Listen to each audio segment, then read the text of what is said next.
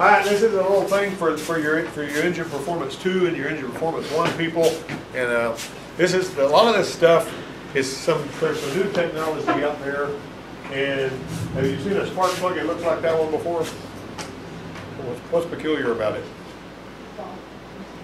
Did you look at the top of it? All right now. All right. A lot of people claim to be the first one to patent the idea of a spark plug, and Robert Bosch and Albert Champion are a couple of familiar names, and there was even a patent submitted by Killam Lee Guinness of the Guinness brewing family. A lot of people had the idea that a spark plug was their idea, and an old spark plug used to be glass. You could actually see the spark popping on the inside of them back in the Model T days. Albert Bosch, the Champion Ignition Company, he founded in Flint, Michigan to investor drama. And after he was named president of AC Spark Plug Company, he formed with backing from Buick. And Buick was actually got its name from David Buick, who was a guy from Germany that was really good at making ceramic cast iron bathtubs. I guess that's why that looks like a bathtub. Huh? All right, who gets the credit? Robert Bosch tasked Gottlob Hohn with engineering a magneto ignition system based on what was then known as electric arc ignition. And that was credited with making a modern spark ignition engine a possibility. The old crank telephones. When I was a kid, just about everybody's smokehouse, the smokehouses weren't used to smoke meat anymore because everybody had got refrigerators by the time I came along. But everybody still had a smokehouse and they used it to pile junk in. And all over the place you'd see these little crank telephones. And these crank telephones, when you turn that crank, the two little wires that came out the other side of it put out so much electricity that you could drop those leads in the water and crank it and fish would go floating up to the top. And also, if you were, do you have one of those? I don't have one. If you were somebody that was unwary, you'd hold onto those two wires. Somebody crank that telephone, it would fire you up. Boy, it just light you up big time. But the ignition system worked the same way. See that? It was the same kind of deal. Little big magnets over there, the magneto ignition system.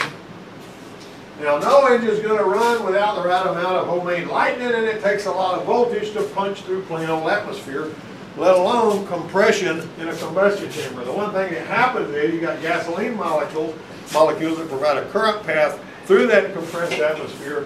That goes away as they unite with oxygen. So your coil gets saturated here. We'll talk about that a little more in a minute.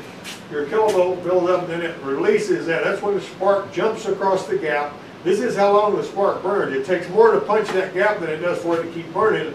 And it kicks up a little bit right there on the very end. Resistance increases as the last of the hydrocarbon burns off, and then this is leftover energy after it has used up all the gas. If you don't see these oscillations on your scope after that spark line, then you usually got a weak ignition core. All right. Now, the pop of an ignition spark in the open air, you ever hear a spark go pop, pop, pop? Whenever you walk across the carpet and you touch somebody on the hand and it goes pop and it shocks you, you know how much voltage that is? 8 to 25,000 volts coming out of your finger when you do that. That's one of the reasons you don't want to touch any electronic components. You know how the electronic components come in the silver bags, and your computer people, on a cold dry day, they don't want to fry some ignition component or like computers. You touch it the wrong way and it little sensitive electronics. Wasn't it Nikola Tesla that invented the spark plug? He held some patents. He actually was the one that came up with the idea for for alternating current, because it goes farther without losing its juice over the line. But he held some patents on spark plugs. Yeah, he probably did, but he didn't come up with the first one, not according to the history I read. But Tesla did a heck of a lot of cool stuff. I know that. But the old Tesla coil where it goes up and all that stuff. But anyway, step through the air in a thunderstorm. Making lightning is done this way. So how do you make it? This is a step-up transformer. You got a secondary coil, you got a primary coil. You got a few windings here, and you've got a heck of a lot of windings right here, and you got an iron core right there. And so when you close your points, like in an old point distributor, you begin to build magnetism in this coil around the outside, and it saturates the secondary coil. And then when you break those points, that magnetic field collapses and a spark jumps out of there. All right, it goes to the middle of the distributor cap, and the rotor button sorts the spark out and sends it to the spark plug it's supposed to go to. Everybody that's fooled with that 350 and then to pull the distributor out and put it back in knows about that. All right, Magnetism induces voltage in copper. When a really thinly insulated copper wire is wound in significant volume, they put a core in the middle of it because that increases it, makes it stronger. Now, the collapse of that field produces a voltage spike that can be really powerful and useful. So, you know, if you got this one right here is an air conditioner coil, and if you power that up, it's magnetism. But when you unpower it, if you got a scope connected to it and you just hook up two wires, this thing puts out 400 volts when that magnetic field collapses. But your ignition coil is going to put out, back in the old oil field coil days, they put out like 50,000. Now they put out over 100,000 volts. And it'll jump a doggone inch and scare the daylight out of you. Furthermore, when they're idling, they're popping 3 times on every pop on a lot of cars nowadays. Well, when it's idling, it's not going pop, pop, pop. It's going buzz, buzz, buzz. And I saw this friend of mine reach over there checking one, and it got him, and he banged his knee on the fender and hit his head on the hood, and it just about knocked him down. And he was wondering if he bent the fender. You know, but all right, ignition coils have the 2 windings, just like I was talking about earlier. Primary winding, and one end of the primary winding is connected either directly or indirectly to the ignition switch. And so basically coming from your ignition switch, you're basically going from in here, and your points and condenser are hooked up right here just like that. And then this secondary, now think about this, the primary is where the trigger happens, the secondary is where the work is done. That's the way it is on a relay, that's the way it is on a coil. All right, for decades, the ground side of the ignition coil primary winding was switched on and off by breaker points, wired parallel with a capacitor located in the base of the distributor. Now that capacitor is that little, looks like a little can with a wire sticking out of it. It almost looks like a metal firecracker. And you can actually lay that on an engine block and let spark jump to it, and it'll store 30,000, 40,000 volts in there. That'll stay there a long time until you bend that wire around to touch that can, and it'll make a big loud pop. If somebody picks it up and they grab it, you ever seen that happen? Somebody picks it up and they just see it laying there, and they got to pick it up and play with it, and it knocks the tar out of it. They didn't know what was going to happen. I did that myself. Yeah.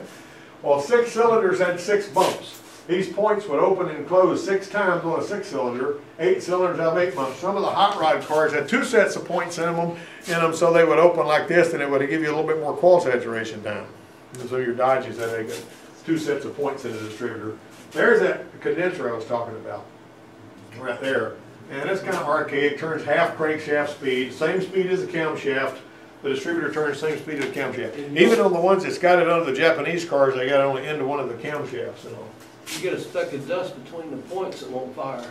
Yeah, it actually doesn't have as much of a problem with that as it does this rubbing block wearing off. When that rubbing block wears off and these points get where they're not opening or barely opening, the spacing on that, you notice how it's, you loosen that screw and you turn that screw to change the gap. That gap is really, really important because that's the dwell, and the dwell is how long the points are closed. How many degrees of distributor rotation that the points are actually closed before they open.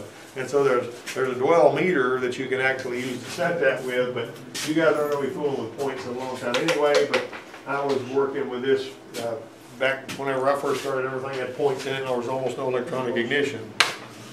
All right, so points are gone. It's kind of a good thing. The problem with that was the distributor shaft would wear, and the points gap wouldn't be right, and there'd be all kinds of crap that goes wrong with those little distributors that had points in them. They were fun to play with, but about every 10 or 12,000 miles, you had to have points and plugs. You know, that's really regular tune-up. Nowadays, you may go 125,000 miles. Well, 238,000 on that Explorer, that blue Explorer, before we put spark plugs in it the first time. That one that Olivia drives. Okay, so here's basically you had a magnetic pickup, and every time it goes whirling past this little winding, it creates a little sinusoidal wave, and the electronic control module was set up so that it would actually trigger the coil to fire. And it's basically everything the same from there on down to your distributor cap, your spark plug and all. So basically, goes here, blower sorts it out, you know, and it's going to fire whenever it needs to for that. Now, GM's HEI, which is what on that motor out there on that V8 out there, you got this module right here, 4-pin module. They stuffed this little tiny ignition module in the distributor, but the coil was typically mounted in the distributor cap. And so on that one, you might notice out there that big old fat heavy distributor cap you got to pull off, the coil's in it. And all that kind of thing. So your ignition switch is going to power this up, and it gives you a basic wiring of that. See, on this side over here, what a lot of people don't know is, and I learned this at General Motor School in 1981, you take that you unplug that pickup coil and you have it fixed where you can check and see if you got a spark, and you touch the hot side of the battery with one hand. I always lick my fingers so they have a good connection, and you tap those two and it'll fire that coil every time you tap those. Tap, tap, tap, tap, tap. It'll go pop, pop, pop, pop, pop. You can check the ignition module that way. See, but this thing right here, actually, that little reluctor that I saw, a little magnet, you know, passive, they have one spike for each cylinder and all that kind of thing. So that was what they went with. They started doing that in the real early 70s. Chrysler started doing it in 72. Ford's DuraSpark came out in 75. Switched ground from module. That's what the distributor looked like. So you got 8, if it's an 8-cylinder, and you got this old module right here that's a DuraSpark module, they call it. The grommets were various different colors. Some of them had yellow grommets, some of them had brown, depending on how the thing was set up.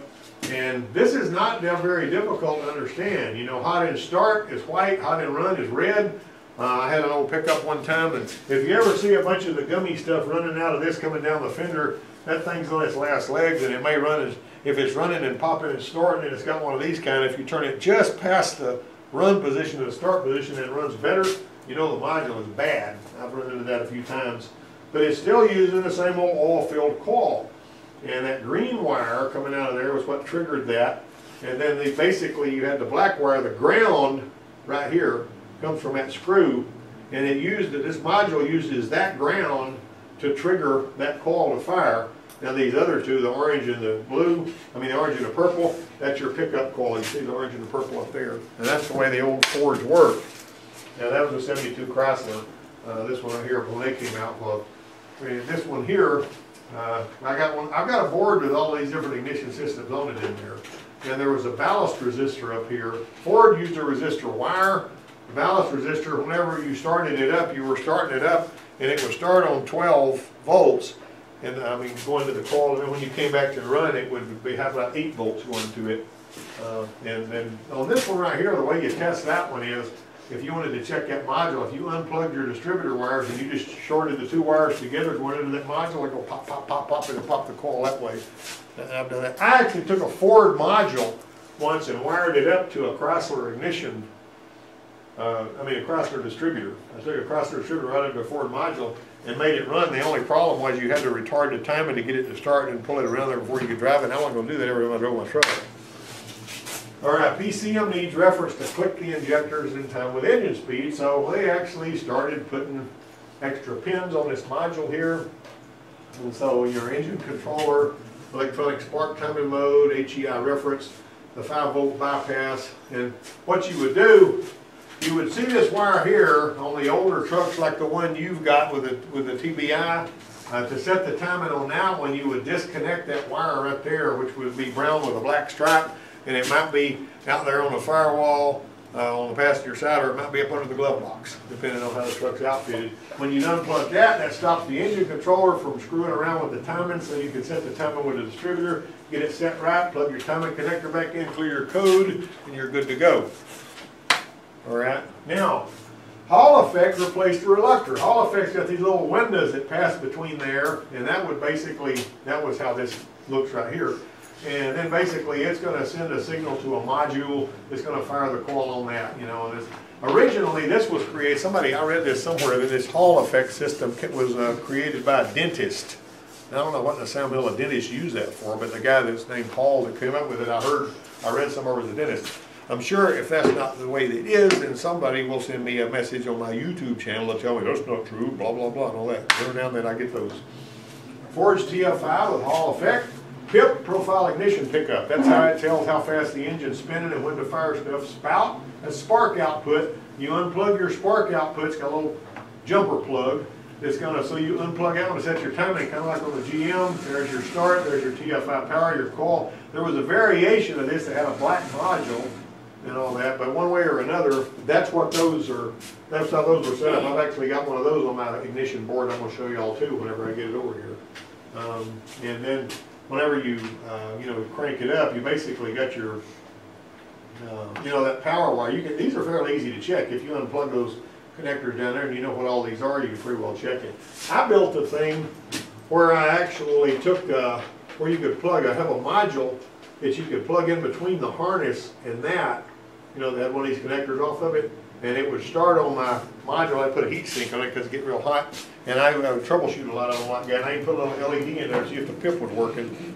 But those days are pretty much gone now. Optical distributors on your Asian mates had these little holes cut in that plate, and they had little emitters and detectors in here, and a slotted disc, you know. And they had a lot of slots in the one for the crank and just a few for the cam, and it basically gave you all your information out of there. I got one of those Hall of Fame, those distributors laying over there somewhere. It's got those little optical things in it. Hondas and Toyotas used to put the coil in the distributor. You might have to remove the distributor cap to check the spark. And if you get all the two wires going to that thing, the one that's actually coming from the trigger, whether it's a transistor or points or whatever, if you spin it over and you're seeing a pulsing light there, you know that that coil is being told to fire. If the coil's got a pulsing light but it's not firing, then basically you're going to have a bad coil.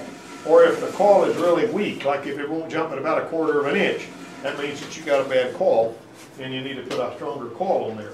Now I would actually check these for spark by pulling the cap off, and you know, I get a test light and hook it to ground and hold the tip of it close to that over there, and whenever they're spinning it, it starts popping. I want to start pulling it back, letting it jump to the tip of my test light. It won't light the light, but that's just basically giving you something real easy to use for a spark tester. All right, the crank and cam sensor on these. Can't turn the distributor on one of these because it's getting its signal from the crank sensor, right? That's the crankshaft trigger on those old 4 slots and 4 slots and 4 slots. How many cylinders does this have? 6. If this is every 120 degrees, how many cylinders does it have? 6. 6, right? Is that what you said? I said 6. Oh, it said 6. I was It sounded like 10 personally. Yeah. All right. So, and then basically this little part in the distributor is a Hall effect, but it's got a 50% duty cycle, which means half the time it's closed and half the time it's open.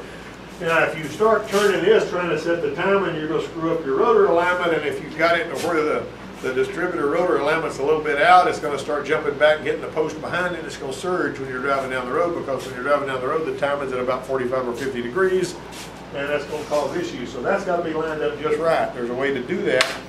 Talk about that later. Coil pack ignition works like the ignition system on a motorcycle. It pops both in the intake and the companion cylinders actually share coil, and that's how that works. And these have a crank sensor and a cam sensor, and like any other system, the timing is not adjustable unless you find a way to move the crank sensor.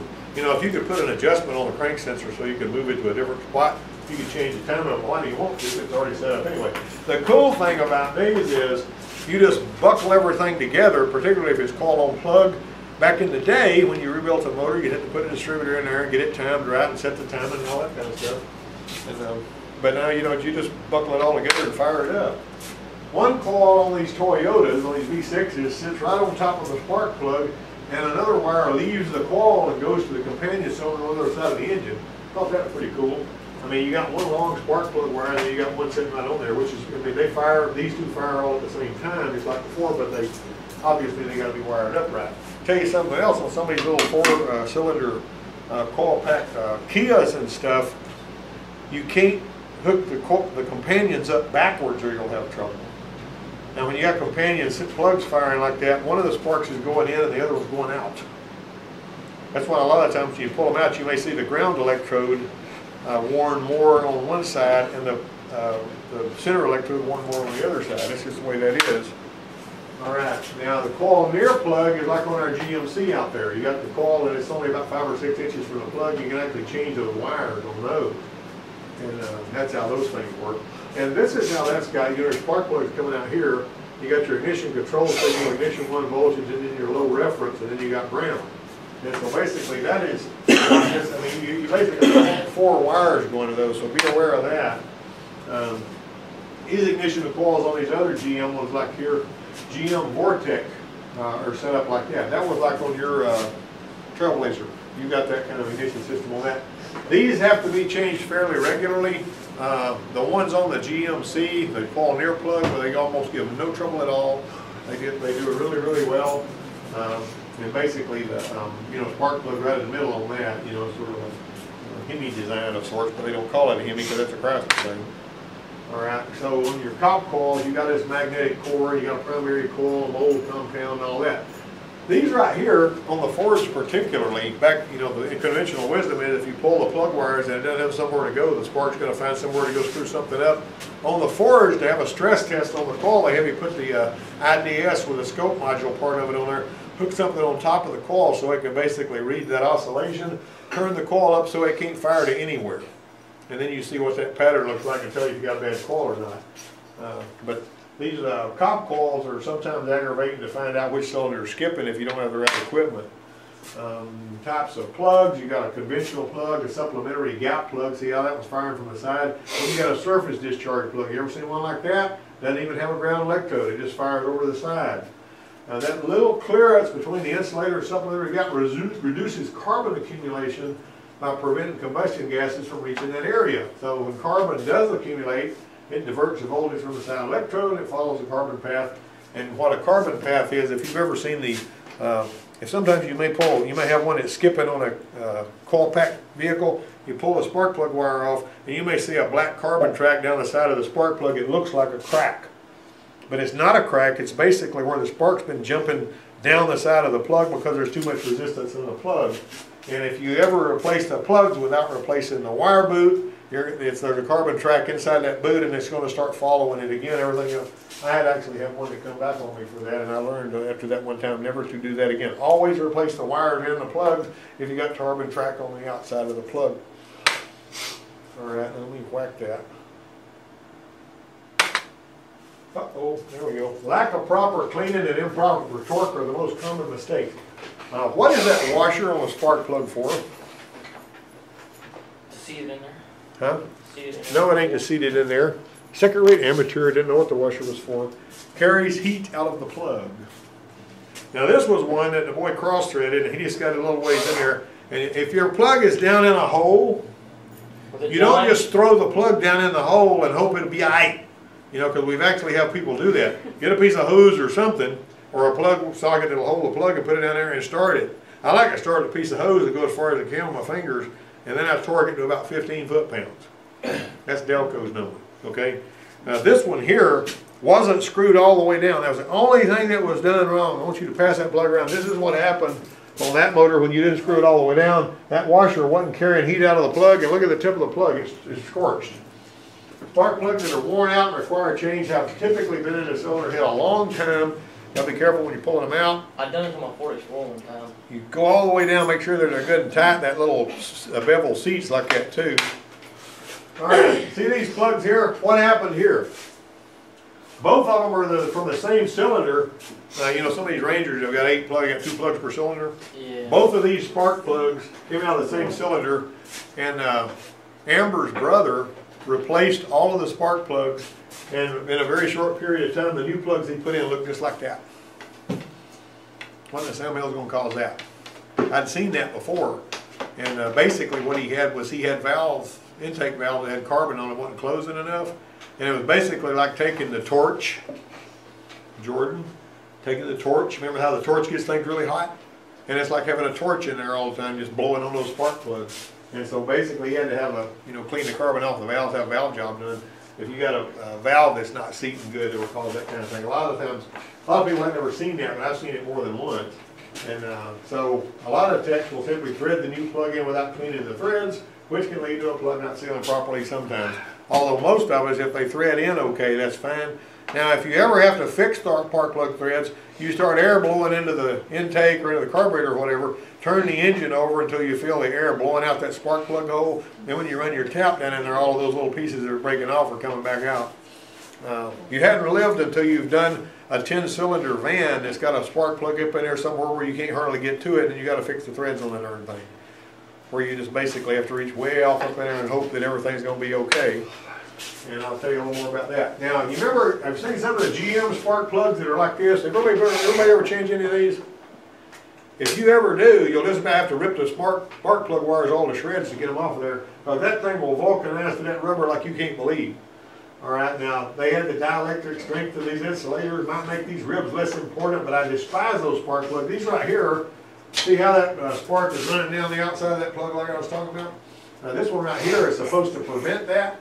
Although I don't like this because that makes the plugs not stick, so we make the wires not stick quite so bad. Also, when you're putting spark plugs in there and you're supposed to put dielectric grease on the inside of that thing, slide it down in there. If right here where that spark plug wire snaps on there, it actually makes little sparks every time it fires. It's radio frequency interference. All right, so heavy ash deposits like that right there can be caused by overuse of fuel additives. If I see something that looks kind of like ice cream right there most of the time, I'm going to be thinking about valve stem seals because they drip a little oil in there, burns the oil off, leaves a deposit, keeps going until it starts looking like that one right there that I've got marked with my black Sharpie. You see that, you got valve stem seal issues. If it takes a long time for them to get there, you may have them surging because of that. That'll actually cause them to surge. All right, the presence of an overly rich condition is going to be really sooty, dry sooty deposits and all that.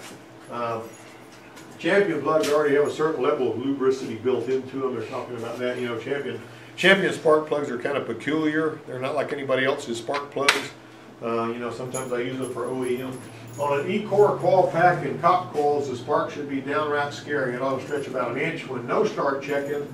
If you can get the primary wire with a test latch, you ought to see a pulsing signal on the side that's firing the coil. The other side, the side that's coming from the battery, is just going to be hot. Going to be lit up. All right, if the spark plug resides in a deep well and you're not sure it's seating good because you've had to work on the threads, you can get some Prussian blue from the Permatex folks, which is pretty cool stuff. And go in there with a hose. I actually put the Prussian blue on the bevel part of the spark plug and screw it down in there, and I screw it back out and make sure it was seated. If the Prussian blue wasn't disturbed, it didn't go all the way in, and you're asking for trouble. Use a hose. It works really well on spark plugs with deep wells. That's the end of it, guys. We read through that really quick. Y'all didn't ever see this one over at Geneva, did you?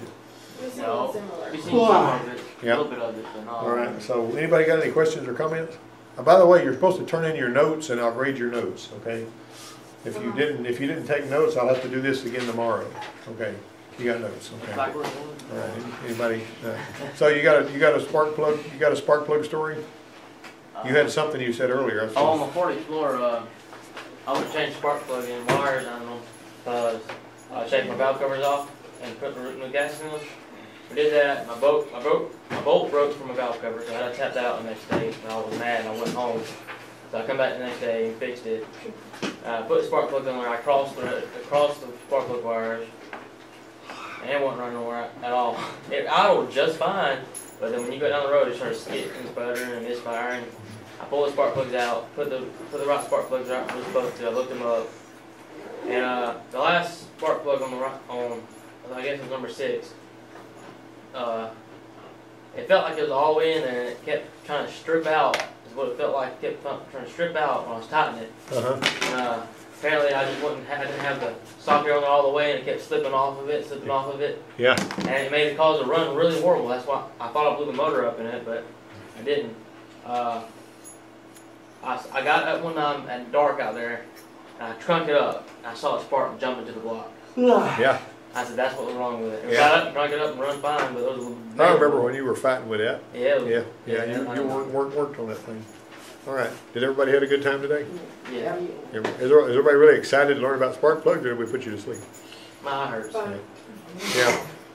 Somebody asked me how many people with my classroom. I said, I think it sleeps about 20.